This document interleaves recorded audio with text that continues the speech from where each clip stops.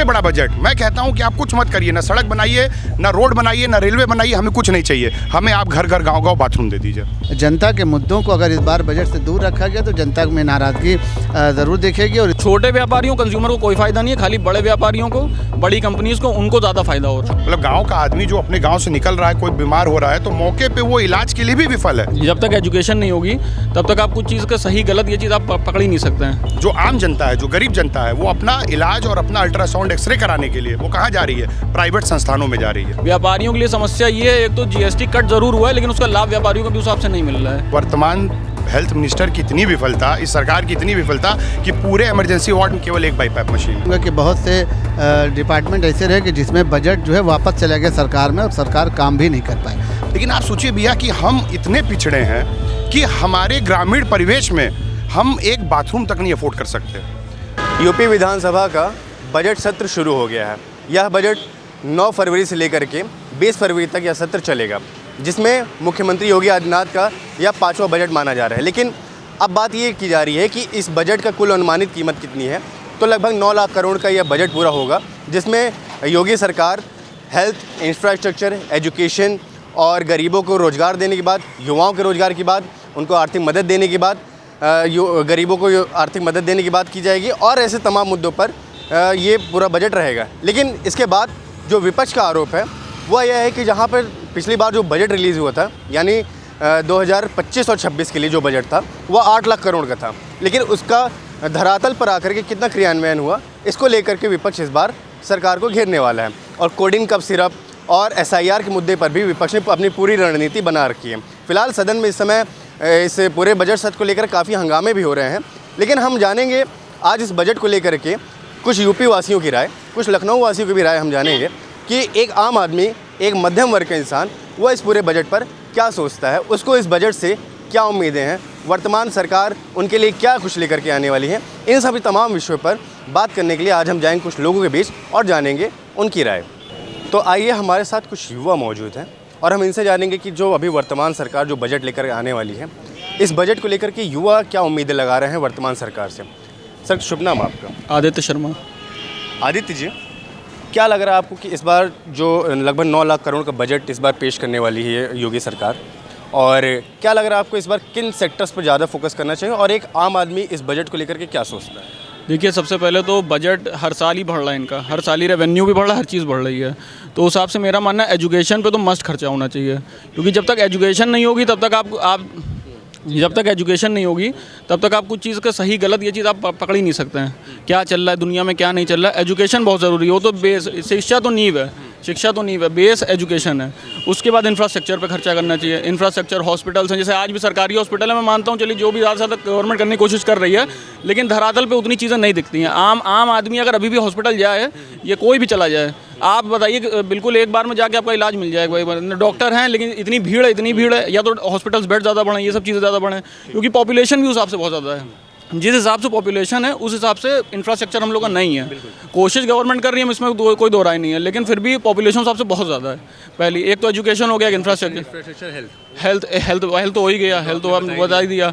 बाकी एक व्यापारियों के लिए भैया बड़ी समस्या है। व्यापारियों के लिए समस्या ये है, एक तो GST कट जरूर हुआ है लेकिन उसका लाभ व्यापारियों को भी उस हिसाब से नहीं मिल रहा है। समझिए, कंपनियों ने अपने रेट पीछे से बढ़ा दिए। जैसे हम लोग कोई भी चीज़ बेचते हैं, जैसे GST उस पर लगती थी, अब कम हो गई, लेकिन MRP वही की वही है। MRP में क्योंकि वो कंपनीज ने अपना प्रॉफिट बढ़ा लिया है, उसकी वजह से हम लोग व्यापारियों को, या कंज्यूमर कह लीजिए, चलिए कंज्यूमर को भी कोई फायदा नहीं हो रहा है। छोटे व्यापारियों, कंज्यूमर को कोई फायदा नहीं है, खाली बड़े व्यापारियों को, बड़ी कंपनीज को, उनको ज़्यादा फायदा हो रहा है। छोटे व्यापारियों को कोई फायदा नहीं, ऐसा कोई खास फायदा नहीं हो रहा है, पहली बात। और अगर छोटे व्यापारियों को फायदा नहीं होगा तो आम जनता को कैसे, क्योंकि आम जनता तो छोटे व्यापारी, पूरी छोटी व्यापारी भी तो कंज्यूमर ही है कहीं ना कहीं के। एक तो साइकिल ही है पूरी, जब छोटा व्यापारी खत्म हो जाएगा तो साइकिल ही खत्म हो जाएगी। अमीर आदमी बेचेगा किसको सामान? जब छोटा आदमी नहीं बचेगा तो अमीर आदमी सामान किसको बेचेगा? भाई साहब, हम आपसे जानना चाहेंगे, छोटे व्यापारियों को, अभी जैसा आदित्य जी ने बताया कि छोटे व्यापारियों को लाभ इससे नहीं हो रहा है, और जो हो रहा है वो बड़े व्यापारियों को लाभ हो रहा है, और बड़े व्यापारी बड़े व्यापार करते हैं। आमतौर पर जो जैसे आम जनता है वो तो एक किराने की दुकान से सामान खरीदती है, उसको तो उस हर एक जो सामान का उस पर GST देना है। ऐसे में क्या लग रहा है कि जो अभी वर्तमान सरकार है, जो ये बजट लेकर के आने वाली है, ऐसे में इन सभी मुद्दों को, जो जैसे जो आम आदमी को, जो महंगाई को फेस कर रहा है डेली अपने बेसिस पे, उसको डेली जो रोज़मर्रा है, क्या लग रहा है आपको कि वर्तमान सरकार इन आम आदमी के मुद्दों को कैसे इन समस्याओं का हल निकालेगी? देखिए सर्वप्रथम जो आपने कहा मुझसे कि छोटे दुकानदारों को जो विफलता महसूस हो रही है, उसमें तो जैसे बड़ी कंपनीज आजकल आ गई हैं, ज़ेप्टो, ब्लिंकिट और तमाम बड़ी कंपनियां आ गई हैं, जिनके नाते छोटे दुकानदारों का व्यापार पूरी तरीके से ठप हो गया है। सरकार को एक सबसे पहले तो रेगुलेशन ले आना चाहिए कि जो बड़ी कंपनी, बड़े जाइंट्स जो बाज़ार में आ रहे हैं, जिनकी वजह से जो छोटे दुकानदार पे प्रभाव पड़ रहा है, उस पर कंट्रोल करना चाहिए। आप कंपनीज बनाइए भाई, ठीक है, इंडिया डेवलप होगा, बड़ी कंपनीज आएंगी तो आपको 10 मिनट में 20 मिनट में डिलीवरी मिलेगी। जैसे कि राघव चड्ढा ने पार्लियामेंट में मुद्दा उठाया कि 20 मिनट की डिलीवरी के चक्कर में कितने राइडर्स का एक्सीडेंट हो जा रहा है, कितने राइडर्स टाइम पे डिलीवर नहीं कर पा रहे हैं, जो प्रॉमिसिंग 20 मिनट्स दिखा रहा है, उसके चक्कर में राइडर्स को ज़्यादा प्रेशर कंपनियों की तरफ से झेलना पड़ रहा है। तो उस तहत अगर आप देखिए तो बजट पे तो सबसे पहली बात, जो छोटे दुकानदार हैं, चाहे वो फल विक्रेता हैं, चाहे किराने के हैं, उन पे एक मतलब ऐसा रेगुलेशन आप लेके आइए कि जो बड़ी कंपनीज़ हैं वहाँ से भी लोग परचेज़ करें, लेकिन इनको भी कुछ ना कुछ गवर्नमेंट सब्सिडी प्रोवाइड करे अपने माल रखने, जो अपना स्टोर बनाते हैं। भाई उनकी अब सेल्स कम हो गई है, लगभग मैं देख रहा था आंकड़ा कि 70% सेल उनकी कम हो गई है।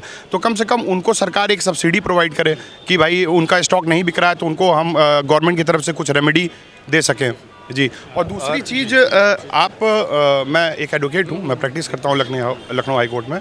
मैं लम्बुआ का रहने वाला हूँ और वहाँ पे मैं सोशल एक्टिविटी में भी इन्वॉल्व रहता हूँ। मैंने एक RTI डाली थी, लम्बुआ सामुदायिक स्वास्थ्य केंद्र। मैं लम्बुआ की नहीं बात कर रहा हूँ, लगभग आप कहीं की भी CSC में चले जाइएगा तो मैं पर मंथ जो मुझे डाटा मिला 500+ रेफरल हैं। मतलब गांव का आदमी जो अपने गांव से निकल रहा है, कोई बीमार हो रहा है, तो मौके पे वो इलाज के लिए भी विफल है। आज भारत 70, 75, 80 साल, इतना साल हो गया आज़ादी को, देश को इतना समय हो गया आज़ादी को, लेकिन अगर हम अपने लोकल गांव में हैं और अपने लोकल गांव से अपने CSC जा रहे हैं, फिर भी हमको इलाज के नाम पे क्या मिलता है? रेफरल मिलता है। कहने को आपको वहाँ एक्सरे मशीन है, कहने को आपके पास अल्ट्रासाउंड है, लेकिन फिर भी जो आम जनता है, जो गरीब जनता है, वो अपना इलाज और अपना अल्ट्रासाउंड एक्सरे कराने के लिए वो कहाँ जा रही है? प्राइवेट संस्थानों में जा रही है। प्राइवेट संस्थानों में एक एक्सरे की कॉस्टिंग 500, 1000, 2000, 1500, एक MRI है तो 6000 रुपये की हो रही है। तो आप सोचिए सामुदायिक स्वास्थ्य केंद्र पे 1000+ रेफरल हर मंथ। भाई क्यों आप डॉक्टर बैठाए हो उनको वहाँ पे? किस लिए बैठाए हो? अगर आप रिफर ही करने के लिए आप CSC खोल रखे हो तो आप CSC को बंद कर दो, आप CSC को बंद कर दो। तो मेरा मानना है कि बजट में जो सबसे महत्वपूर्ण है स्वास्थ्य, जिसके लिए हर व्यक्ति सबसे ज़्यादा परेशान रहता है, तो जो CSC स्तर के अस्पताल हैं उसका बजट बढ़ाएं, वहाँ पे सुविधाएं बढ़ाएं कि, और कोशिश ये रहे कि हम लोग रिफ़र ना करें और अपने लोकल ट्रॉमा सेंटर या जो भी अभी तक के जो बजट पेश हुए और वर्तमान में जो ब्रिजेश पाठक हैं उनको स्वास्थ्य विभाग की जिम्मेदारी दी गई है, उप मुख्यमंत्री भी हैं। आपको क्या लग रहा है, क्या वर्तमान सरकार स्वास्थ्य मुद्दे पर किस स्तर तक मजबूती से काम कर रही है? अगर वर्तमान सरकार स्वास्थ्य मुद्दे पे काम कर रही होती, मैंने बताया कि बीइंग एन एडवोकेट मैंने एक RTI पेश की जिसमें कि 1000+ रेफरल है हर मंथ का। मतलब अगर 1000 आदमी इलाज कराने लम्बुआ अस्पताल पहुंचा या किसी भी पर्टिकुलर हॉस्पिटल CSC पे जा रहा है तो वो रिफ़र कर दिया जा रहा है। जब आप रिफ़र कर दे रहे हो, फिर वो ट्रामा आ रहा है लेके, ट्रामा में उसको बेड नहीं मिल रहा है, तो किस बात का भैया? मैं खुद अपने गांव में 2-4 लोगों को बेड के लिए हमेशा प्रयास करता रहता हूं, लेकिन मैं कभी भी अगर 10 आदमी के लिए लगता हूं तो 2 या 3 लोग को बेड दिला पाता हूं। आप सोचिए कि एक बाईपैक मशीन आती है, बहुत छोटी मशीन होती है वो, आप लोहिया अस्पताल चले जाइए, वर्तमान हेल्थ मिनिस्टर की इतनी विफलता, इस सरकार की इतनी विफलता कि पूरे इमरजेंसी वार्ड में केवल एक बाईपैक मशीन है। चलिए भाई साहब, हम और थोड़ा जानना चाहेंगे। भाई साहब, अभी स्वास्थ्य का मुद्दा इस समय भाई साहब ने भी उठाया और वर्तमान सरकार में अभी जो बजट पेश होने जा रहा है, 11 तारीख को बजट पेश होगा, लगभग 9 लाख करोड़ का बजट है कि हमारे वित्त मंत्री सुरेश खन्ना इस बजट को लेकर आने वाले हैं। क्या लग रहा है आपको कि एक आम आदमी को स्वास्थ्य सेवाएं कितनी मजबूती से मुहैया हो पा रही हैं, वो स्वास्थ्य को लेकर के कितना अपने आप को सजग कर रहा है? दूसरा एक बात आपसे जानना चाहेंगे, क्या लग रहा है आपको कि इस बार किन मुद्दों पर सरकार को मेन ध्यान देना चाहिए? आप एक युवा होने के नाते इस बजट पर क्या सोच रहे हो आप? जी, पहले सर्वप्रथम तो जो ये चीज़ें हैं, जैसे आज के टाइम में आप देख रहे हैं, तो जो युवा है सबसे पहले तो ये जो चीज़ें हैं ये गलत रास्तों पे जा रहा है। इसका जो है श्रेय जाता है सरकार को, क्योंकि एडवर्टीजमेंट ये सब चीज़ें हैं, जो गलत चीज़, नशा पदार्थ है, सब चल रहा है, रैकेट चल रहा है, तो निगेटिव चीज़ को जो है देख के लोग जल्दी अट्रैक्ट होते हैं। तो सबसे पहले सरकार को जो इन सब चीज़ों पे कार्रवाई करनी चाहिए, और जो नहीं कर रहा है और एजुकेशन नहीं मिल पा रहा है, जैसे गांव में जो है अभी भी जो है लोग अशिक्षित हैं और नहीं पढ़ाया जा रहा है, तो सरकार को जो है जोर देना चाहिए कि सबको एजुकेशन मिले। एजुकेशन ही एकमात्र जरिया है आगे बढ़ने का, और बदलाव का। और जब सब लोग शिक्षित हो जाएंगे, एजुकेशन मिल जाएगी, तो उनकी सोच बदलेगी। आपके हिसाब से एजुकेशन? हाँ जी, मेन एजुकेशन है। अगर वो पढ़े होंगे, शिक्षित होंगे, तो उनको अच्छा बुरा का अच्छे से ज्ञान होगा और उनके लिए क्या सही है क्या नहीं है। तो और गाइडेंस भी एक ज़रूरी है कि उनको जो बीच बीच में बुला के जो है उनको जो है गाइडेंस करें और जो है उनको बताया जाए कि क्या सही है क्या गलत है। उत्तर प्रदेश में जैसे आप देख सकते हैं, राजनीति का माहौल है पूरा। 90% यूथ यहाँ पे सिर्फ राजनीति कर रहे हैं, लेकिन आपको ही पता उसमें से बनेगा एक ही और बाकी पीछे घूम रहे हैं। तो जो है समझिए, वो जो छात्र नेता जो हैं उनको थोड़ा, अगर वो एजुकेटेड इसमें इसका मतलब ये है ना कि इसमें सरकार ही नहीं कि वो युवाओं को भी जो है साथ में आना चाहिए। बिल्कुल बिल्कुल, अगर वो एजुकेटेड होंगे तो जो है मेरे ख्याल से वो जो है प्रयास करेंगे कुछ करने का, उनको थोड़ा ज्ञान होगा, वो नहीं जाएंगे, थोड़ा अपना जो करियर पे फोकस करेंगे चीज़ों को लेके। और दूसरा जो है हेल्थ जो है, आप जान ही रहे हैं, 18 करोड़ की जनता है अगर उत्तर प्रदेश में, तो हमको नहीं लग रहा है कि लखनऊ के अंदर ही 2000 से ज़्यादा बेड होगा। अगर आप मान लीजिए 18, ये आपने सही बात कही कि 18 करोड़ जनता पर बेड की संख्या कितनी है, तो ऐसे में हाँ बिल्कुल स्वास्थ्य के रेफरेंस पे भी CSC के रेफरेंस पर जो लोकल स्तर पे, ग्रामीण स्तर पे, ब्लॉक स्तर पे जो भी अस्पताल हैं, वहाँ पे आप सोचिए, अगर एक लम्बुआ का मैं आपको आंकड़ा बोल रहा हूँ कि हर महीने 1000 आदमी दिखाने जा रहा है, तो 1000 आदमी रेफरल हो जा रहा है। और दूसरी चीज़ जो सबसे महत्वपूर्ण, आपने बजट पूछा, आज देश इतना साल हो गया आज़ाद हुए, ठीक, कांग्रेस आई, बीजेपी आई, सबने कुछ ना कुछ किया देश के लिए, पार्क लगाया, सेल लगाया, ITs बनाई, लेकिन आप सोचिए भैया कि हम इतने पिछड़े हैं कि हमारे ग्रामीण परिवेश में हम एक बाथरूम तक नहीं अफोर्ड कर सकते। लोग गवर्नमेंट पैसा भेज रही, बना रहे, लेकिन प्रधान और लोकल स्तर पे BDO CDO ये सब मिलके पैसा खा जा रहे हैं। आप सोचिए, आज भी भले मोदी जी की गवर्नमेंट ने सबसे अच्छा जो काम है किया, कहूँगा बीइंग अ सोशलिस्ट, मैं एक सोशलिस्ट लीडर हूँ, लेकिन मैं मोदी जी को धन्यवाद दूंगा कि उन्होंने स्वच्छता पर जो ये सुलभ शौचालयों को बनाने का काम किया, लेकिन वो पूरी तरीके से आप देखिए कि हर गांव तक नहीं पहुंच पाया। आज भी हम मकान के लिए और वॉशरूम के लिए तरस रहे हैं। हमारी घर की औरतों को, बच्चों को, महिलाओं को, बुजुर्गों को आज भी बाहर वॉशरूम यूज़ करने जाना पड़ता है। तो गवर्नमेंट, आप सोचिए कि आज सफाई का जो सबसे बड़ा बजट, मैं कहता हूं कि आप कुछ मत करिए, ना सड़क बनाइए, ना रोड बनाइए, ना रेलवे बनाइए, हमें कुछ नहीं चाहिए। हमें आप घर घर, गांव गांव बाथरूम दे दीजिए, जो सबसे महत्वपूर्ण है। कम से कम बेसिक सफाई, बिल्कुल बेसिक हाइजीन वो हमारी अल्टीमेट नीड है, हमारे देश की एक अल्टीमेट नीड है। उस पर सरकार को बढ़ चढ़कर काम करना। एक युवा हैं आप और एक अच्छे प्रतिष्ठित पद पर भी हैं और अधिवक्ता भी हैं। इन्होंने बताया कि स्वास्थ्य को लेकर के, जो सफाई को लेकर के, अभी क्योंकि मोदी जी ने 2014 में आते ही इस बात पे जोर दिया था कि सफाई अभियान पे जोर दिया जाए और स्वच्छ भारत स्वस्थ भारत का नारा दिया गया था। और ये तमाम जो बातें थी, फिलहाल अब और जो है युवाओं से जानेंगे। आपका शुभ नाम क्या है? जी, मेरा नाम संस्कार पांडे है। क्या पढ़ाई कर रहे हो? जी, समय मेरा BCA चला, लास्ट ईयर। चल रहा है। कौन सा लास्ट ईयर है लास्ट आपका? ईयर है। करेंटली एज क्या है आपकी? 21। आप इस समय सबसे ज़्यादा क्या फेस कर रहे हो, क्या प्रॉब्लम्स की, जैसे अभी जो गवर्नमेंट है, आप इससे क्या कहना चाहते हो? एक युवा होने के नाते क्या आप एम्प्लॉयमेंट पर फोकस करना चाह रहे हो? एम्प्लॉयमेंट को लेकर कोई बातचीत करना चाह रहे हो? एजुकेशन को लेकर क्या बातचीत करना? सबसे मेन बात है कि हमारे गांव में ही बता दे रहा हूँ मैं अपने गांव के बारे में ही। मेरे गांव में जो मेरा प्राइमरी स्कूल है वो एकदम नीच श्रेणी पे एकदम पहुंच गया है। मतलब वहाँ की जो हाँ एकदम वहाँ की जो व्यवस्था है वो इतनी बेकार व्यवस्था है वहाँ की कि वहाँ पे मतलब बिल्कुल भी मतलब ना बेंच सही है वहाँ की, ना ब्लैक बोर्ड सही है, ना वहाँ पे चेयर सही है, ना वहाँ के पंखे सही हैं, ना वहाँ का इंफ्रास्ट्रक्चर सही है। मतलब वहाँ पे बिल्कुल कुछ व्यवस्था ही नहीं है। बल्कि और भी जो प्राइमरी स्कूल है।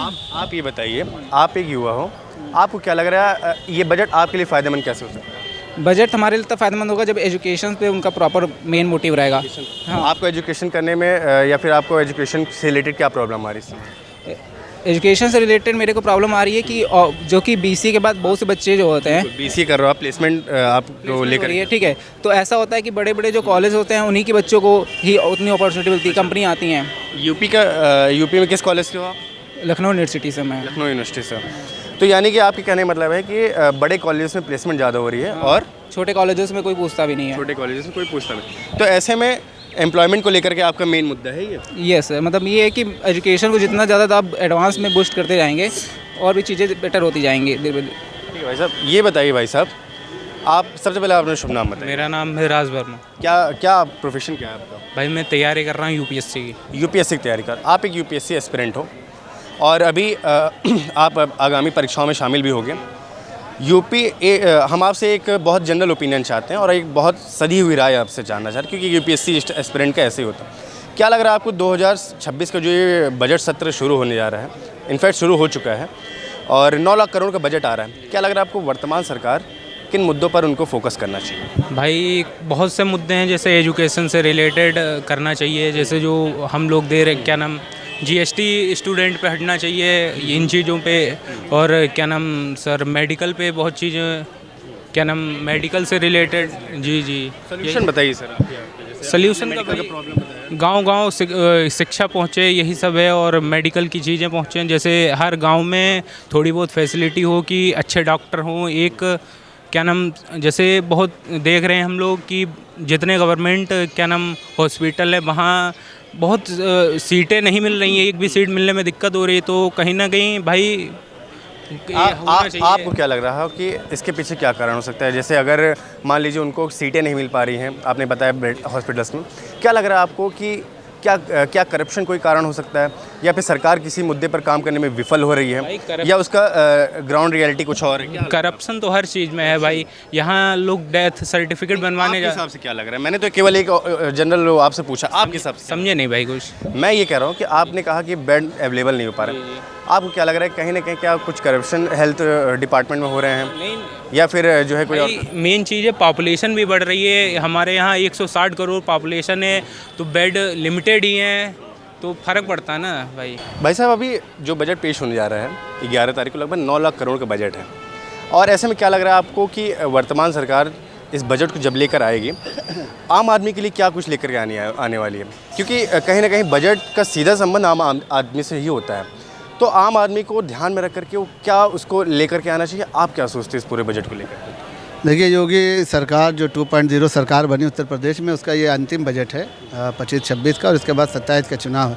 तो हमें लगता है कि सरकार ऐसे सभी पहलुओं को, ऐसे सभी उम्मीदों को ध्यान में रखकर ये बजट लाएगी, क्योंकि हमारे जो सुरेश खन्ना जी हमारे वित्त मंत्री हैं, उनका ये बजट हमेशा से ही कहीं ना कहीं आम जनता के हितों को देखकर बनाया गया। इसके पहले भी जो बजट किया गया, जिसमें शिक्षा, स्वास्थ्य और ये क्या कहते हैं स्पोर्ट, यानी ये सारी चीज़ों को लेकर बजट बनाया गया, जिससे कहीं ना कहीं उत्तर प्रदेश में दूसरी बार योगी सरकार आई।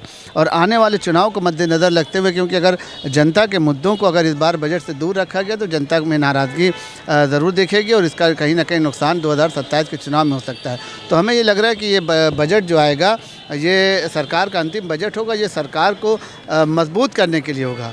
जो हमारा बुद्धिजीवी वर्ग है, जो हमारे किसान हैं, जो गरीब हैं, जो मजदूर हैं, जो शिक्षा से वंचित हैं, जो जिनके घर नहीं है, तो उन लोगों को, सभी लोगों को ध्यान में रखते हुए ये बजट आएगा। और उम्मीद सबको यही है, और आने वाले दिनों में आप देखेंगे जिस दिन बजट पेश किया जाएगा उस दिन ही ये समझ में आ जाएगा कि बजट जो है जनता के हित को देखकर। विपक्ष ये आरोप लगा रहा है कि पिछले बजट को लेकर के कि जो पिछले बजट था वो धरातल पर उस तरीके से क्रियान्वित नहीं हो पाया था, और कहीं ना कहीं उसमें कुछ बीच में काफ़ी रुकावटें आई। इस बार विपक्ष उन मुद्दों को लेकर भी सरकार से काफ़ी प्रश्न करने वाला, जिसमें SIR को भी उठाएगा, कोडिंग कफ सिरप के मामले को उठाएगा, और पिछले बजट से रिलेटेड भी प्रश्न उठाएगा। आपको क्या लग रहा है पिछला बजट जो था वो कितना धरातल पर काम कर पाया है, कि उसके बेसिस पर हम ये अनुमान लगा सकते हैं कि आने वाला बजट भी उतना ही बेसिस पर धरातल पर काम करेगा? नहीं, बात देखिए आपने बहुत सही किया। मैं आपके चैनल के माध्यम से बिल्कुल निष्पक्ष बात करूंगा कि बहुत से डिपार्टमेंट ऐसे रहे कि जिसमें बजट जो है वापस चला गया सरकार में, और सरकार काम भी नहीं कर पाए।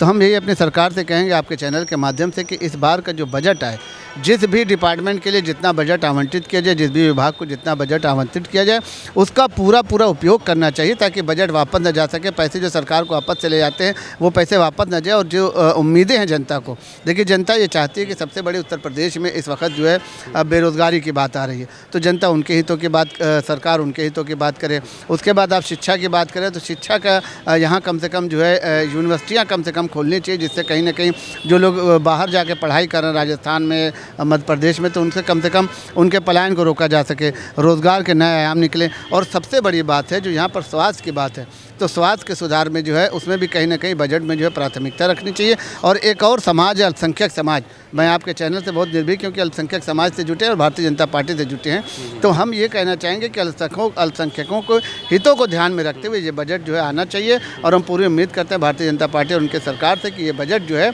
अल्पसंख्यकों के लिए कहीं ना कहीं कोई ना कोई जो है हितकारी योजना लेकर आएगी। हम सरकार से ही उम्मीद करते हैं। धन्यवाद सर। तो ये आपने अभी देखा कुछ युवाओं की राय, और हमने इस पूरे मुद्दे पर जो अभी बजट जो पेश करने जा रही है वर्तमान की जो योगी आदित्यनाथ की सरकार है, इस पर विपक्ष भी तमाम आरोप लगाएगा, और विपक्ष भी अपनी पूरी रणनीति इस बार तैयार कर लिया है कि वो कैसे वर्तमान की सत्ता पक्ष से प्रश्न कर सकता है और उनको कैसे घेरेगा। लेकिन फ़िलहाल जो हमने अभी बातचीत में ये समझा कि युवाओं की जो मेन समस्याएं थी जैसे पहला समस्या था उनका रोज़गार का। उससे भी पहले एक युवा ने ये बात कही कि शिक्षा, क्योंकि शिक्षा ही नींव होती है समाज की। तो शिक्षा, रोज़गार, स्वास्थ्य, इंफ्रास्ट्रक्चर, अल्पसंख्यकों के उत्थान के लिए, और जैसे सरकार के जो बजट आते हैं उसको फिर से वो वापस ना हो, उसका धरातल पर एक एक रुपए का भी सही तरीके से उपयोग हो सके। इन तमाम मुद्दों पर आज जो ये बातें निकल के आई, इस मुद्दे पर तमाम ये सारी जो बातें थी आपके सामने वो रखी गई। फ़िलहाल ऐसे ये जो बजट आ रहा है 11 तारीख को, अब इस पर देखना ये है कि किन मुद्दों पर सरकार इस पर ध्यान देगी, क्योंकि जो सरकार, क्या लग रहा है कि इस आम जनता की जो उम्मीदें हैं सरकार उसको पूरा करने में किस हद तक सफल हो सकती है। और देखना ये है कि इस बार किस विभाग को कितना बजट आवंटित होगा और उसके बाद कितना इससे आम आदमी को लाभ हो सकता है। और ऐसी तमाम कवरेज देखने के लिए आप देखते रहिए सी न्यूज़ भारत। कैमरामैन दीपक के साथ मैं प्रखर शुक्ला।